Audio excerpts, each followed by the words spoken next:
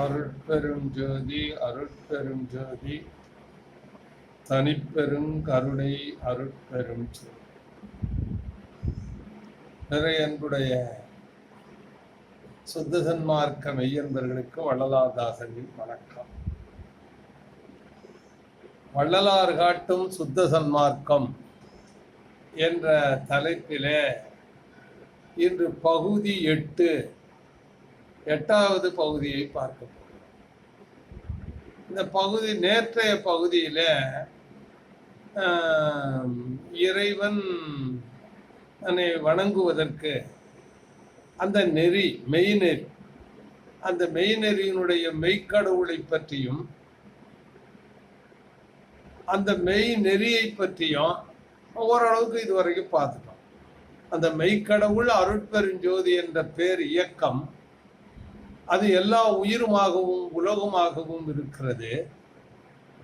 அதை வழிபடுவதற்கு சிறந்த வழி உயிர் நலம் பரவுதல். ஏன்னா உயிராக இருப்பதினாலே அதற்கு நலம் பரவுவதுதான் உண்மையான வழிபாடு. அதுதான் சன்மார்க்க நெறி என்றும் கண்டோம். இப்போ இந்த பகுதியில் நேற்றையே சொன்னோம், நாம் சன்மார்க்க நிலையிலே மேல்நிலையை அடைவதற்கு எட்டுவதற்கு இறையை தன்னுள்ளே சித்திப்பதற்கு அந்த அருட்பெருஞ்சோதி ஆண்டவன் நம்முள்ளே நம் ஆன்மாவிலே குடிகொள்வதற்கு நாம் என்ன செய்ய வேண்டும் என்பதை பற்றி நேற்றைய பார்த்தோம். அதில் 2 நிலைகளை வள்ளலார் நமக்கு காட்டியிருக்கிறார் என்பதையும் சொன்னோம். ஒன்று பரோபகாரம், அடுத்தது சத்து விசாரம். இந்த சத்து விசாரமும் பரோபகாரமும் ஒன்றை ஒன்று இணைந்ததுதான்.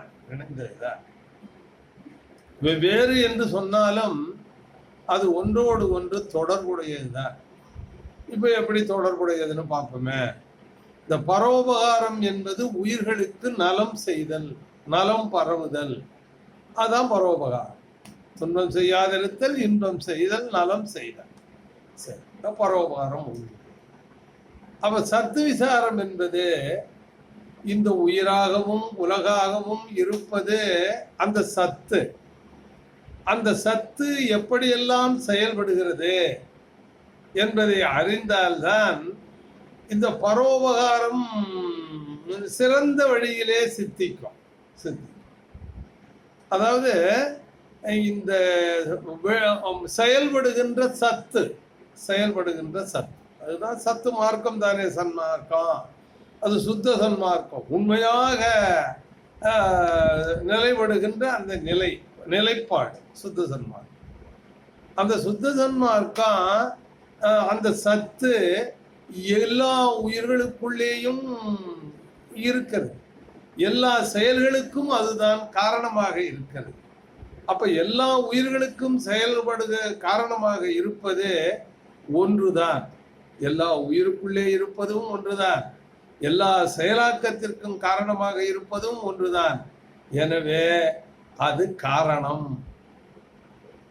எல்லா காரியங்களுக்கும் மூலமாக இருக்கின்ற காரணம் ஒன்றேதான். ஆகையினாலே இந்த உயிர்களுக்குள்ளே இருந்து செயல்படுகின்ற அந்த காரணத்திலே எந்த வித்தியாசமும் இல்லை, எல்லாம் ஒன்றேதான். அதனால எல்லா உயிர்களும் எல்லா மனிதனும் ஒன்றே என்ற அந்த ஒருமை வர வேண்டும். அந்த இறைவன் தான் எல்லாவற்றுக்குள்ளேயும் இருக்கின்ற அந்த ஒருமை. அந்த ஒருமை வந்தால் நமக்கு உரிமை வரும். நானும் அதுதான், இந்த உலக உயிருக்குள்ள இருக்கிறதும் அதுதான். அப்ப நாங்க 2 பேரும் சகோதரர்கள் தானே, அதனால அதுவும் நானும் ஒன்று தானே என்ற அந்த உரிமை. அந்த உரிமை வந்தால் அந்த ஒருமை சித்திக்கும். அந்த எல்லாம் ஒண்ணுதாங்கிறது நிலைப்படும். அந்த அதான் சொல்றாரு ஐயா, ஒருமை வந்தால் ஒருமை சித்தி, அந்த ஒருமைப்பாடு, அந்த ஒருமையை உடையவர்கள் தான் உத்தமர்கள் என்று பேசுகிறார். ஒருமையுடன் உனது திருமலரடி நினைக்கின்ற உத்தமர்கள். எல்லாம் ஒன்று என்ற அந்த ஒருமையுடன் உனது திருமலரடி என்பது அந்த அந்த இயக்கம் அந்த அருட்பெருஞ்சோதி. அந்த அருட்பெருஞ்சோதி தான் எல்லாவற்றுக்குள்ளேயும் இருந்து இயங்குகின்றது என்ற அந்த ஒருமை வந்தால் இந்த உரிமை வரும், அது சித்திக்கும். எனவே அந்த ஒருமையிலே நாம் நிற்பதற்கு சத்து விசாரம் அவசியம்.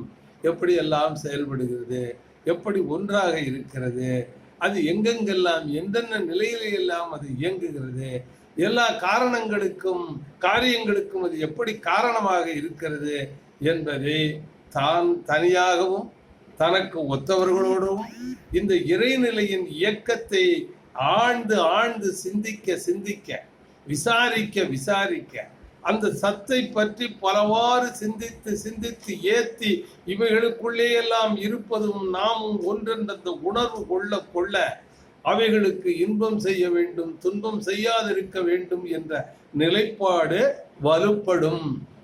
அதனுடைய நிலையிலே நாம் வாழ்வை செலுத்தினால் நாம் சுத்த சன்மார்க்க மெய்நெறியை கடைபிடித்தவர்களாக ஆவோம். அந்த மெய்நெறியை கடைபிடித்தால் இந்த மெய்ப்பொருளை நாம் உணர்வோம். மெய்ப்பொருள் நன்கு உணரப்பட்டால் எண்டகு சிற்றம்பலத்திலே அந்த அருள் விளைவிக்கும். சரி, ஆகையினால இப்போ இது ஓரளவுக்கு இதை உங்களுக்கு நீங்க ஒரு பகுதியை ஒரு திருப்பு கேட்டால் மட்டும் போதாது. திரும்ப திரும்ப நீங்க 2-3 முறை கேட்டால்தான் அதனுடைய உட்பொருளை உணர முடியும். அப்படி உணர்ந்து கேளுங்கள். மேற்கொண்டு இந்த சமயங்களிலேயும் இதற்கும் உள்ள ஒற்றுமை, அது வேற்றுமை, அது ஐயா சொன்ன வாசகத்திலேயே அடுத்த பகுதியிலே பார்ப்போம். நன்றி, வணக்கம்.